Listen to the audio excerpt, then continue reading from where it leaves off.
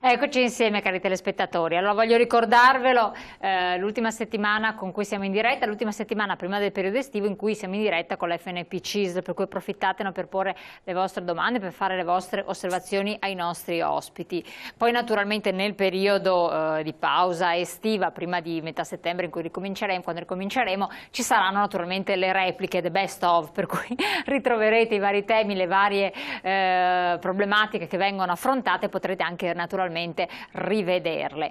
Allora, il tema, dicevo, è molto importante, caldo naturalmente, la spending review, ovvero la revisione della spesa pubblica, fatta alla luce di un elemento molto semplice: bisogna in qualche modo recuperare finanza, bisogna che lo Stato spenda di meno, e questo è un altro dei moniti che arriva dall'Europa. Ma dove si taglia? In che modo si è provveduto a effettuare alcune previsioni di taglio?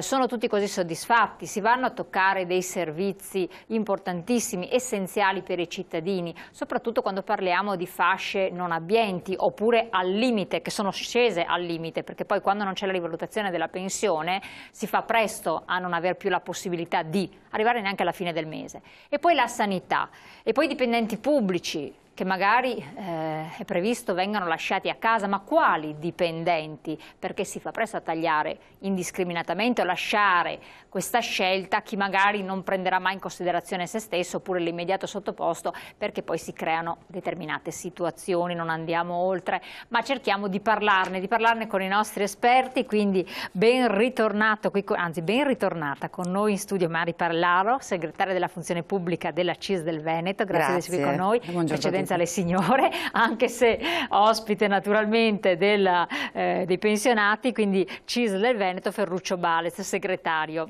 Grazie, buongiorno a tutti voi. Allora segretario, stavolta cominciamo però da lei perché è doveroso. Come avete visto, e qui anche farò un po' di chiarezza relativamente a questo aspetto, perché molti cittadini che ci hanno scritto non hanno ben capito la CISL e la CGIL come si siano poste in questi provvedimenti che sono stati presi, e poi se andiamo nello specifico per quel che riguarda gli anziani. Chiariamo questo, che sembra una cosa marginale, però almeno dà un attimo di luce al riguardo. Beh, noi come CISL su questo siamo abbastanza critici. Io ho sentito le interviste, come le sentono tutti, del nostro segretario Raffaele Bonanni, e dice di trattare a oltranza, però non esclude anche azioni nostre tradizionali, diciamo. Quindi più che altro, da quello che ho capito, ma lo possono capire tutti leggendo i giornali, guardando la televisione, più che altro ci siamo sentiti, non dico traditi, ma preso in giro sul metodo, perché il taglio lineare vuol dire tagliare indiscriminatamente tutti, mentre invece l'intesa era quella di vedere caso per caso dove tagliare, come tagliare, quando tagliare. Gli accordi erano quelli. E gli accordi erano quelli. Quindi adesso vediamo gli ulteriori sviluppi della questione. D'accordo sul fatto di tagliare? Il fatto è che bisogna comunque vedere come e dove. Allora, spending review, diceva lei bene prima, vuol dire rivedere la spesa, la macchina che fa andare avanti come dire, lo Stato, che dà i servizi.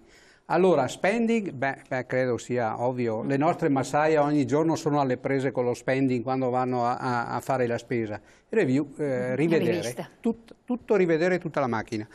Allora, ho qui un dato che non è comunque solo lo spending review che l'ha prodotto, perché il pensionato è da anni che sta applicando lo spending review a casa propria. Sulla propria spesa. Sulla propria spesa. E non solo il pensionato. E quindi l'Istat ultimamente ha pubblicato quanto segue, lo leggo tre righe. Il 35,8% delle famiglie dichiara di aver diminuito la qualità e la quantità e la qualità di prodotti alimentari acquistati, quindi alimenti, non si va ad altro.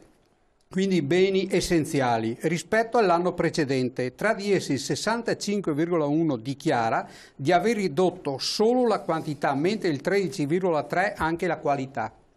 Quindi vuol dire che bistecche oramai niente, si va su altro tipo di alimento che costa meno, certo. Le abitudini cambiano, Chi aveva la possibilità di andarsi a fare la colazione al bar non la fa più, ma se la fa a casa, e quindi c'è tutto quanto un processo, anche qua, di impoverimento generalizzato. Quello che lo sente di più naturalmente è il pensionato, certo, che ormai la spending review, se vogliamo far proprio chiarezza, comincia dal 1995 con la riforma Dini, dove le pensioni non sono più state rivalutate.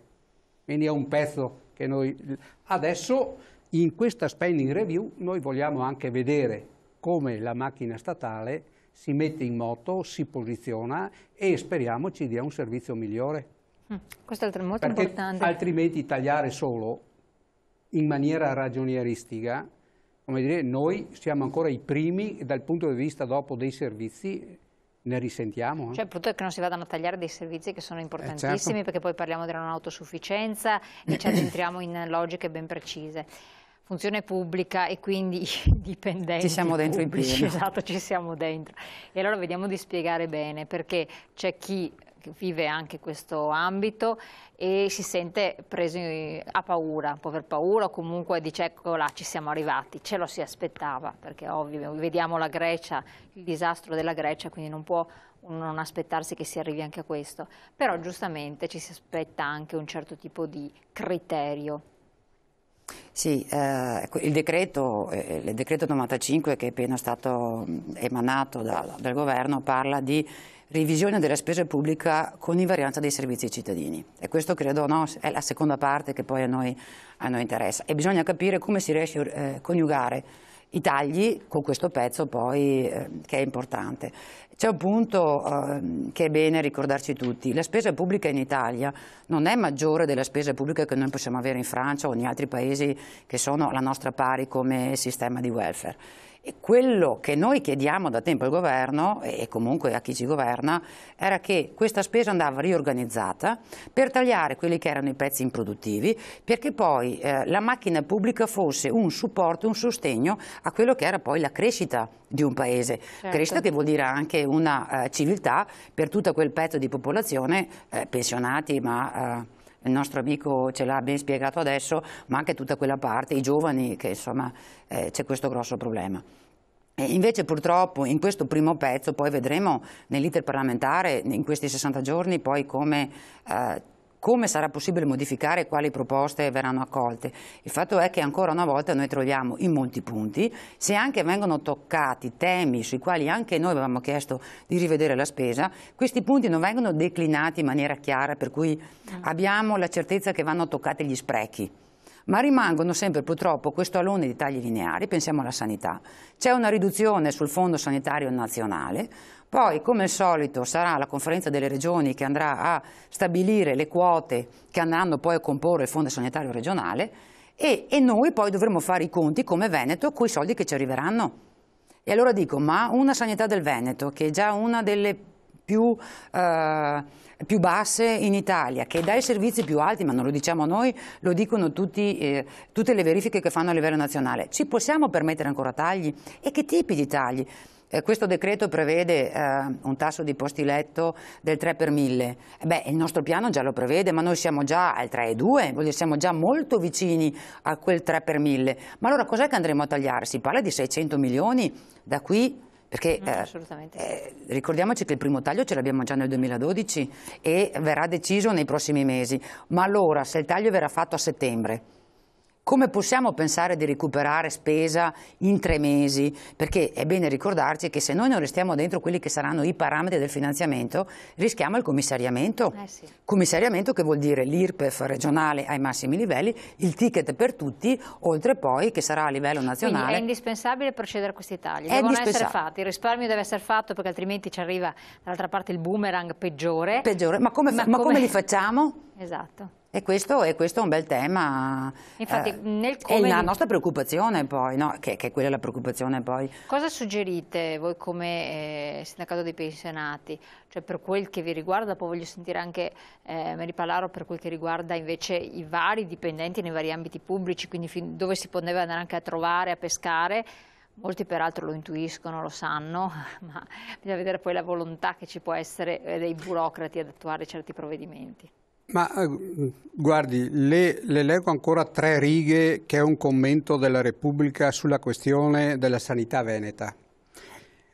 Ed è molto chiara e dice: il Veneto è una delle regioni beffate dall'intervento del governo. Tra virgolette, da tempo ha raggiunto gli obiettivi fissati dalla manovra Monti, ma ora riceverà comunque meno soldi. La sanità veneta è già a quota 3,7 posti letto per 1000 abitanti e il nuovo piano sociosanitario ha addirittura deciso di scendere a 3,5, quello che abbiamo detto la settimana scorsa. Anche per gli acquisti, questo è importante, la Regione ha da tempo centrali uniche che fanno i contratti strappando prezzi vicini a quelli medi. Quindi anche questo settore non dà margini di taglio. Il Veneto non avrebbe tratto beneficio nemmeno dalla chiusura dei piccoli ospedali, visto che li hanno già eliminati quasi tutti. Quindi vale a dire, in Veneto, becchi e bastonali.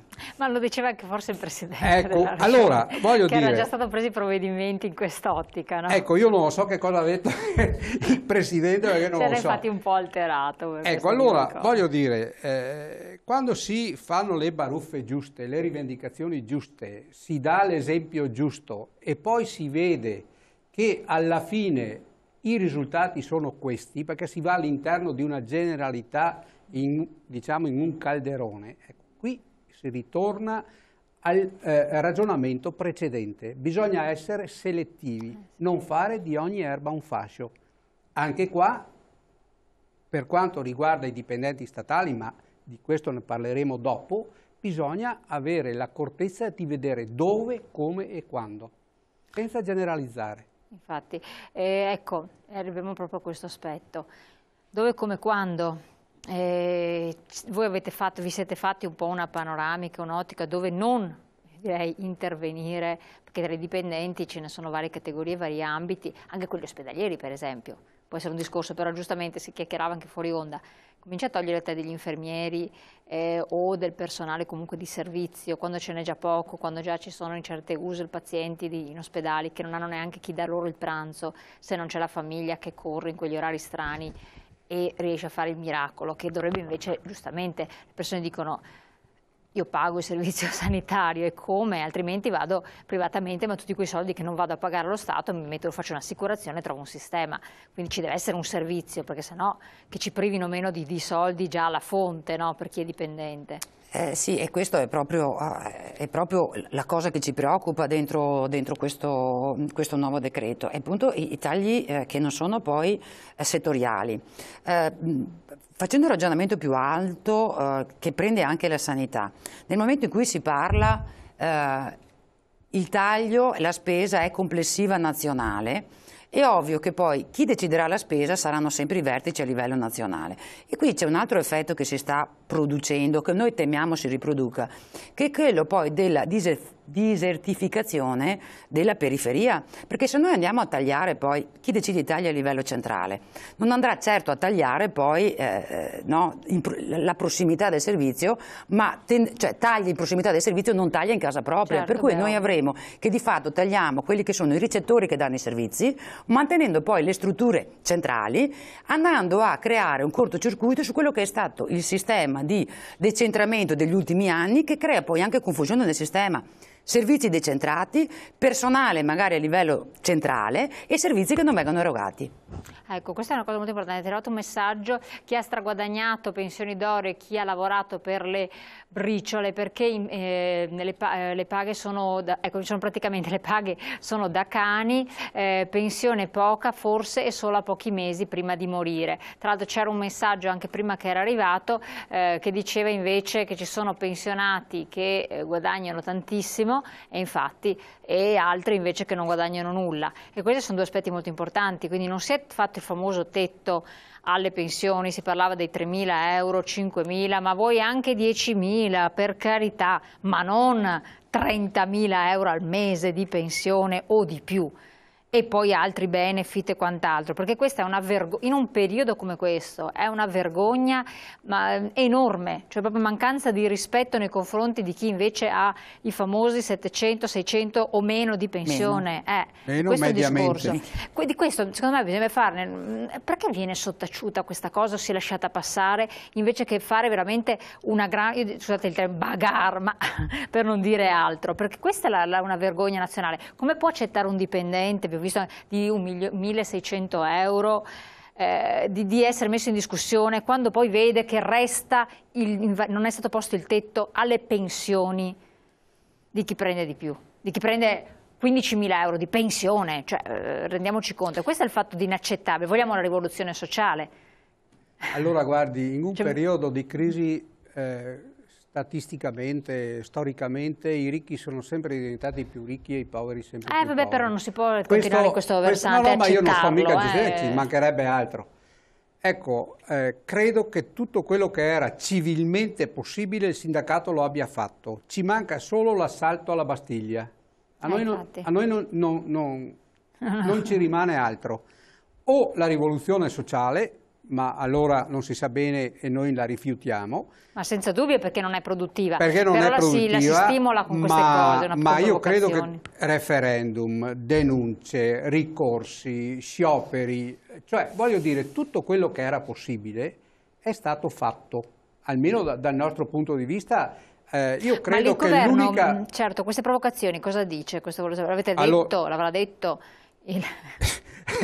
Diciamo ai nostri telespettatori. Ecco, guardi, mettiamola così. Io ho sposato una donna che si chiama Teresa, però facendo questo mestiere mi rendo conto che avrei dovuto chiamarla Costanza, perché è una vita, non da ieri, una vita che diciamo queste cose, che le abbiamo provate tutte. Ripeto, ci manca solo l'assalto in quella maniera là che non vogliamo fare. Allora, io credo e spero che questo governo, anche se ragionieristico, anche se tecnico, almeno siccome è sostenuto dalla politica, il primato della politica si rende conto che o le piazze oramai noi non possiamo più governarle, e quindi succeda quello che succeda, certo, oppure queste cose... Non è che queste risolvano il problema del PIL, del bilancio dello Stato, eccetera, ma sono un buon viatico, sono un esempio etico, certo, e morale. Allora, non si può, come dire, scrivere con una mano e mettere il portafoglio a casa propria nell'altro, perché se noi vediamo, poi credo che ci sia anche un contributo filmato, spero, tutti i dipendenti, gli apicali, i dirigenti, che ci sono in giro per i ministeri, fa rabbrividire. Ed è il bancomat della politica. Allora, o questi si rendono conto che ormai la gente è stufa, oppure succeda quello che succeda, voglio dire. Perché noi la nostra parte fino adesso l'abbiamo fatta anche troppo. Assolutamente. Anche troppo. No, ma questo di fatto. Allora, interrompiamo un attimo, abbiamo pochi secondi di pubblicità, restate ancora con noi però.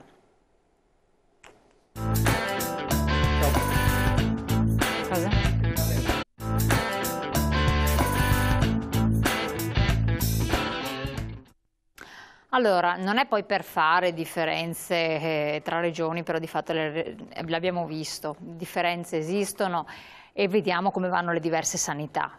Non si parla di eccellenze perché hanno tutti quanti dei debiti importanti, però tocchiamo dei vertici paurosi, quindi sappiamo benissimo certe cose come vanno.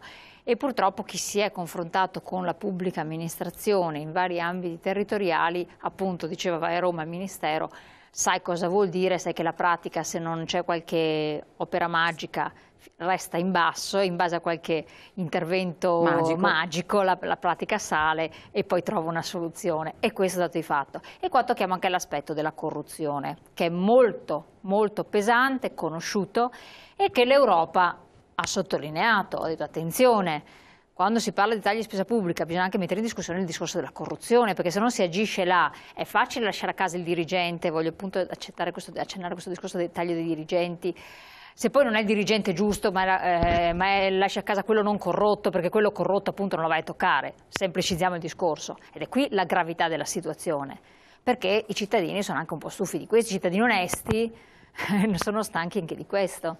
È proprio questo il punto che lei ha chiarito molto bene. Quando si fanno tagli lineari o i tagli si fanno passare per selettivi, però non ci sono indicazioni chiare o comunque non si coinvolgono chi poi dentro i sistemi ci lavorano, perché poi i dipendenti pubblici, soprattutto quelli che sono nella parte finale, sanno bene poi, no, come avvengono certe cose, ma se questi poi non vengono coinvolti nelle riorganizzazioni, si rischia sempre che chi decide i tagli decide di tagliare le parti che sono meno utili, ma non al cittadino, ma al proprio sistema. Ecco che allora la corruzione non diventerà minore, ma continuerà a rubarci pezzi di servizi.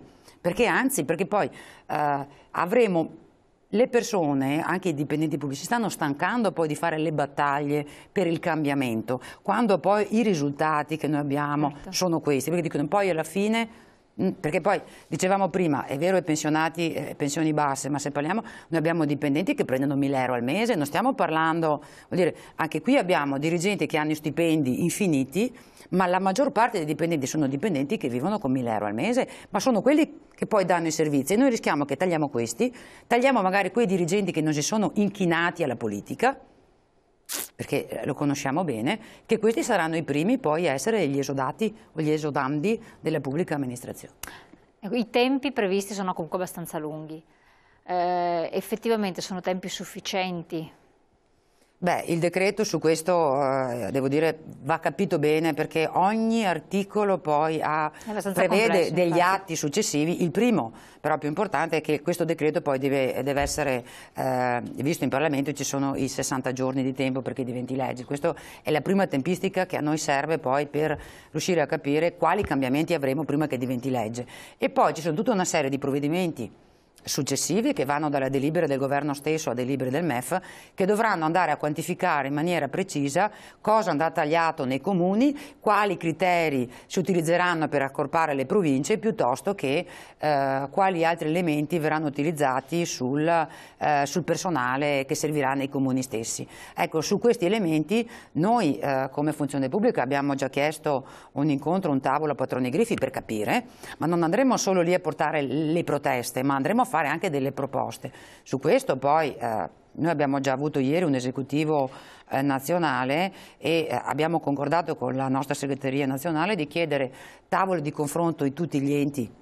Io parlo del Veneto ovviamente per il Veneto, dove vogliamo capire il singolo ente, dal comune alla regione, come intende applicare e come intende rispondere a eventuali tagli, per almeno avere quel pezzo di controllo diretto, perché anche i tagli fa la differenza capire se poi i comuni vanno in unione dei comuni, per cui mettono assieme una serie di attività mantenendo poi i servizi dei cittadini o sprecano le poche risorse che abbiamo per mantenere in piedi gli apparati e non diamo servizi alla popolazione. Infatti, spostiamoci sul discorso della sanità, quindi tagli alla sanità, tagli al sociale anche. Cosa vedete, in che termini si teme possano essere fatti? Poi stiamo parlando nella regione del Veneto, nel nord-est in particolare, dove abbiamo già dato i presupposti, dove si sono fatti alcuni già interventi. Noi da questo particolare provvedimento, che è per la verità molto complesso, perché tocca tutta la macchina dello Stato, tocca tutti i servizi, dalla scuola alla giustizia, alla sanità, ai trasporti, è una revisione totale. Quindi vederla settorialmente è una questione, perché? Perché il pensionato ha bisogno di una serie di servizi, di tutti i servizi, quasi tutti i servizi. E dove nelle famiglie magari il pensionato non ha bisogno di certi servizi particolari come la scuola per esempio, però se non c'è il pensionato che bada al ragazzo o al bambino, bisogna che qualcun altro gli dia quel servizio, sì, assolutamente. Per esempio la scuola a tempo pieno, che non c'è dappertutto. Allora, mi interessa focalizzare la questione su un punto ben preciso. Nel nostro Paese, in questi anni e negli anni passati, c'è sempre stata una sorta di, come dire, caccia allo statale, perché lo abbiamo sempre visto in termini quasi parassitari. Mentre invece io che vengo dal privato, più sento il bisogno di avere servizi come pensionato, più mi accorgo che invece il dipendente statale è essenziale per il servizio. Allora, un conto è verificare quanti sono i dipendenti della Presidenza del Consiglio e quanti sono i dirigenti della Presidenza del Consiglio, uno ogni 7 dipendenti, e andiamo a vedere perché sono così. Un'altra cosa è invece vedere, come diceva prima la mia collega, vedere in maniera decentrata quanti sono dietro lo sportello dell'ufficio anagrafe di quel comune, che lavoro fanno, che fila hanno davanti, oppure quanti infermieri ci sono in un ospedale che lavorano 365 giorni all'anno, feste comandate, carichi di lavoro che hanno. Gli OSS, che sono quelli che fanno, come dire, il lavoro che altri non vorrebbero fare all'interno delle case di riposo e che carichi di lavoro hanno, o magari l'insegnante di sostegno che ha un caso che ti strappa l'anima solo a vederlo e si porta a casa anche psicologicamente quello che lascia a scuola. Questi sono i casi, ecco perché tagliare linearmente, perché anche questi secondi sono dipendenti dello Stato, sì, certo. Non solamente i primi.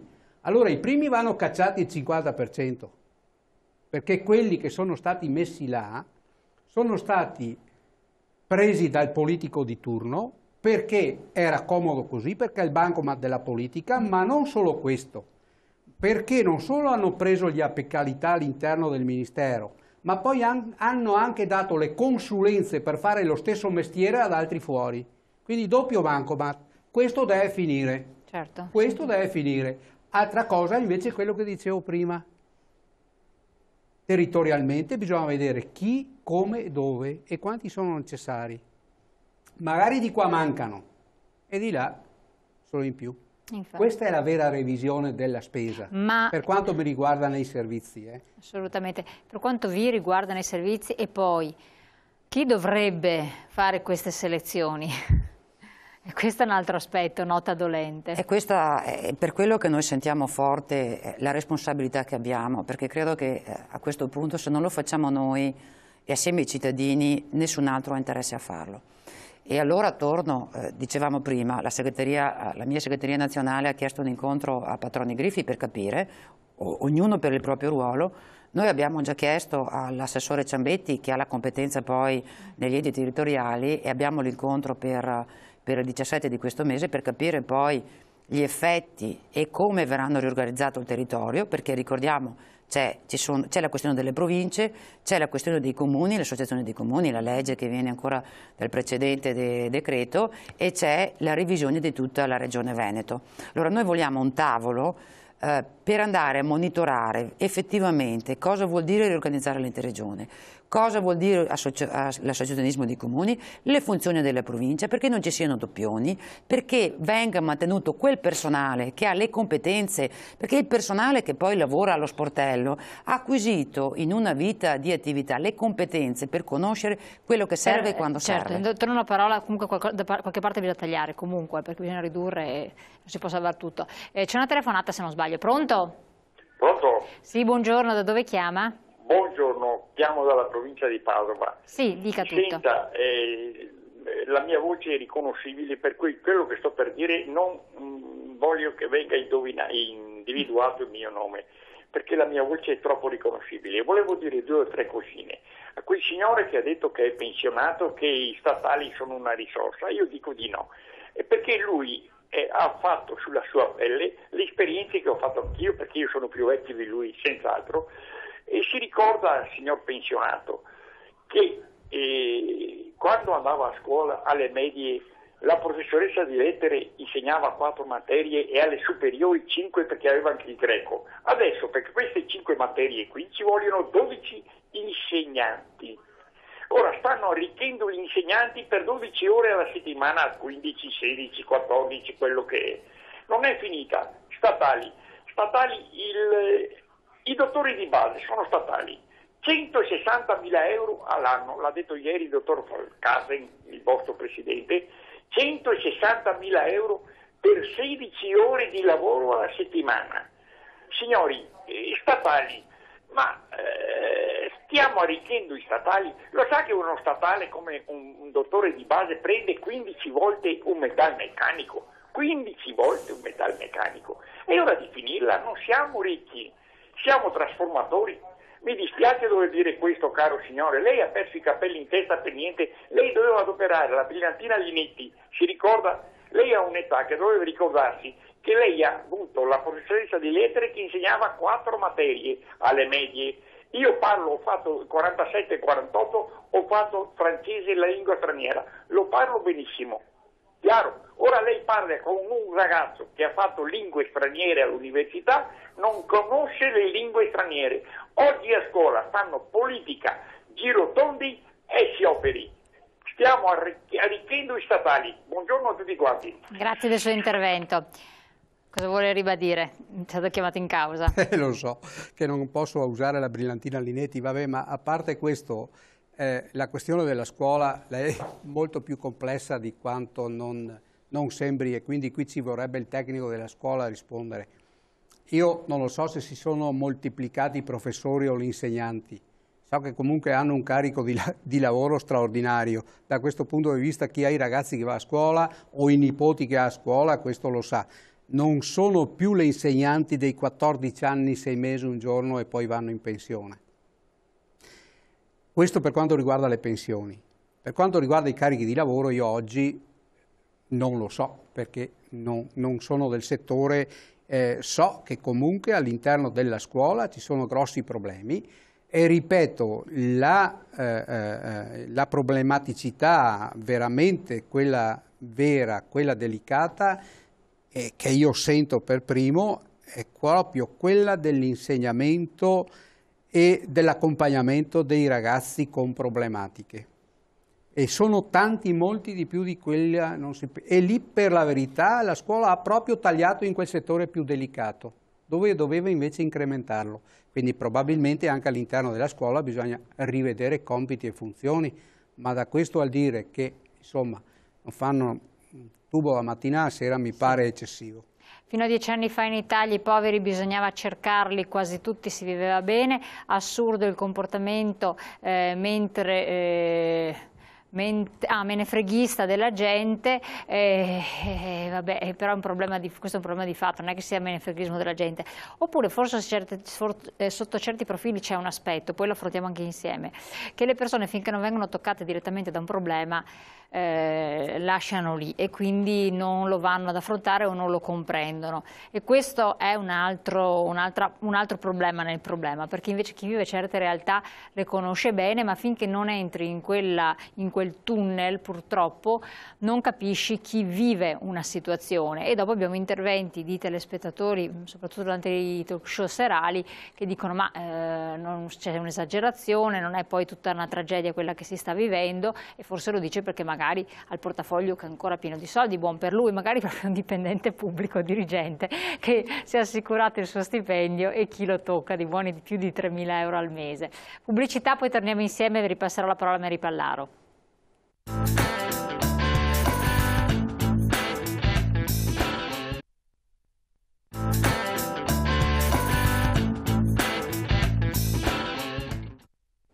Mary Pallaro, lei la patata bollente.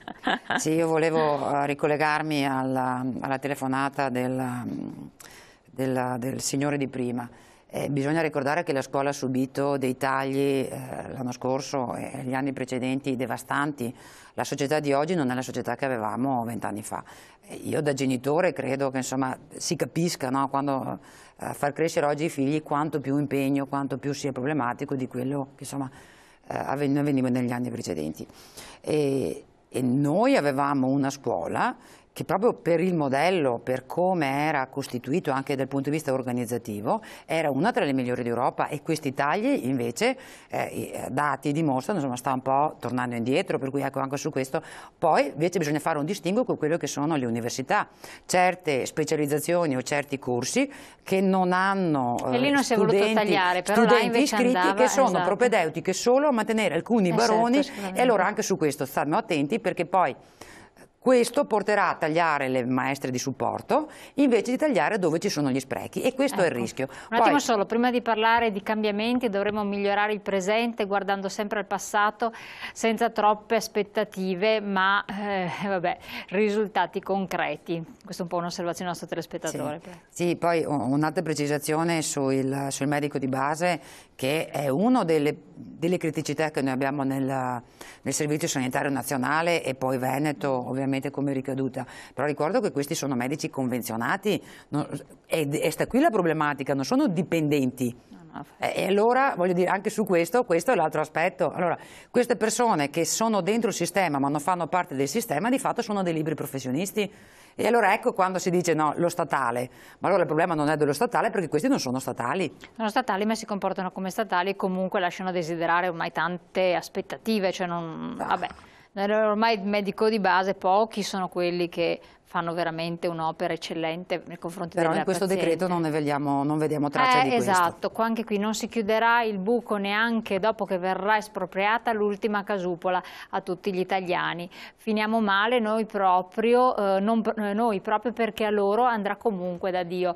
Ecco, qui un po' si estrapola un po' un concetto, che gli italiani si sentono, gli italiani che lavorano, che sono stati onesti fino all'ultimo, eccetera, magari pensionati e così via, si sentono colpiti, vessati sempre di più, e non si vede, qui torniamo al solito discorso, però bisogna anche tornarci, non si vede invece colpita quella veramente a livello, non dico facciamo l'esempio, però ci vuole anche questo, del buon esempio, quelli che avrebbero dovuto essere colpiti, questo si aspettava sempre, e dopo ci sono queste reazioni qui, ma è immaginabile che ci siano, o comunque si crea una situazione di pessimismo che è ancora peggio, perché il pessimismo ammazza i mercati, l'economia si ferma se le persone non vedono aspettative, hanno soltanto paura, perché non spendono neanche solo quello che è estremamente necessario. Abbiamo visto che c'è stata per esempio una contrazione importante del turismo anche da parte di quelli che in realtà potevano spendere. Perché? Perché c'è paura, perché c'è pessimismo, perché non c'è una situazione che dia certezza. Cosa ne vedete voi? Cosa ne ravvedete voi come pensionati? Insomma, i pensionati sono portatori di storia e di memoria e di buon esempio.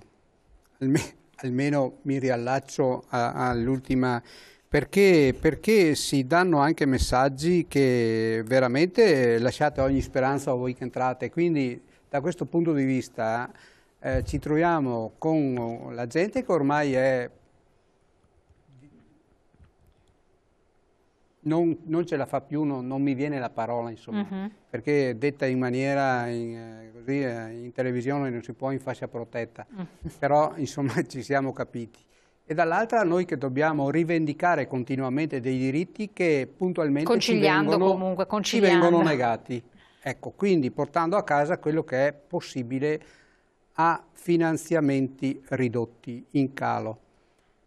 Dall'altro punto di vista però volevo fare un altro discorso, che mi riallaccio non alla telefonata, alla scritta di prima, che anche il popolo deve fare la sua parte, perché si va verso una società quasi quasi qualunquista, che non crede più in valori, eccetera, eccetera. Beh, da questo punto di vista oggi noi abbiamo una società dell'immagine, che non importa quello che dici, ma come lo dici. E quindi noi abbiamo le piazze piene quando parla Beppe Grillo, che non dice sempre verità, dice qualche volta anche a delle emerite quella roba là, eppure tutti quanti battono le mani. Se invece dici delle cose che hanno dei contenuti, dei valori, degli obiettivi anche condivisibili, magari ti prendi anche i fischi, perché non sai porti nella maniera giusta. Allora anche qua bisogna che la società dell'informazione dia spazio correttamente. Lo so che è molto più facile fare audience, vendere giornali, scrivendo la cronaca e magari ampliandola di certi fatti.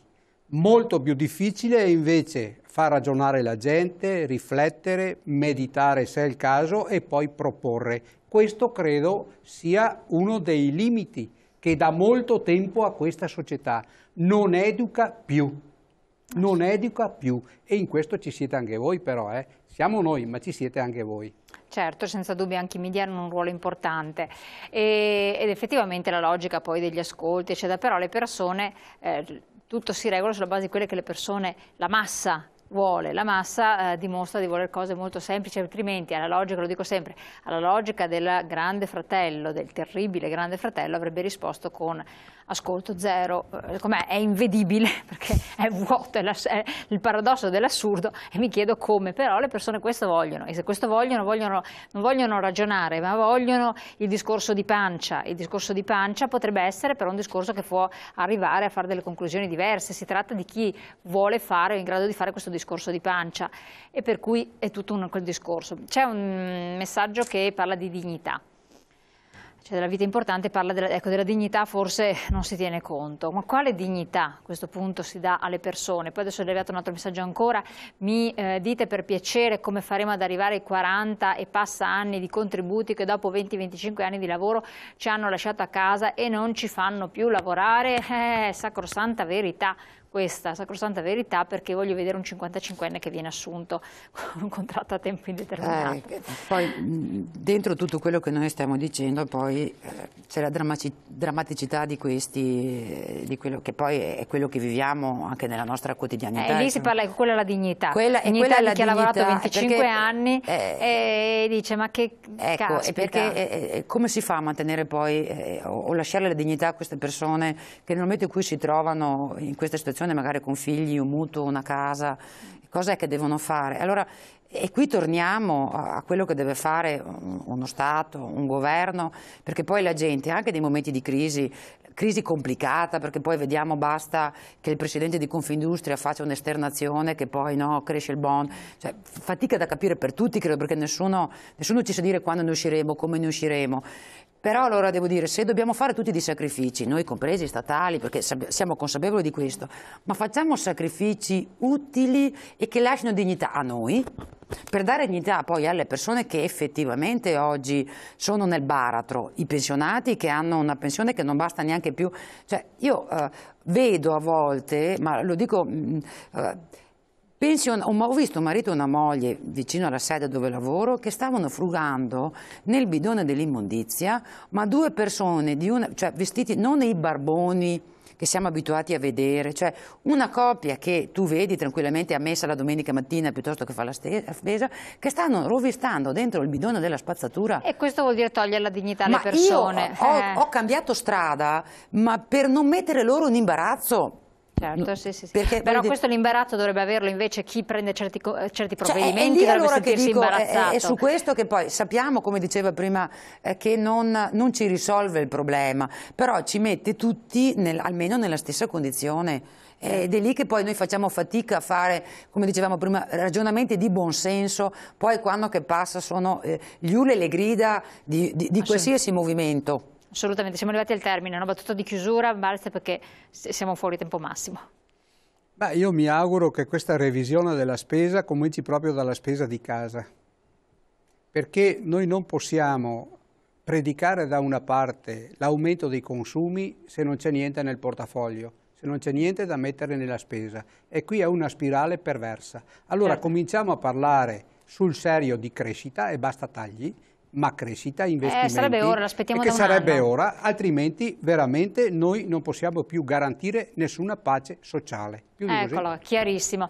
Forte di questo noi ringraziamo i nostri ospiti, naturalmente ringraziamo voi di averci seguito. Trovate le puntate in replica sul canale 87 nelle varie fasce orarie, anche nel pomeriggio e in prima serata. Poi naturalmente guardate anche sul sito www.gruppotv7.com e anche sul sito dell'FNP dovrebbe esserci la possibilità. Trovate tutte le puntate e i vari approfondimenti. Noi ci troviamo domani naturalmente con la diretta alle 12:40. Grazie ancora.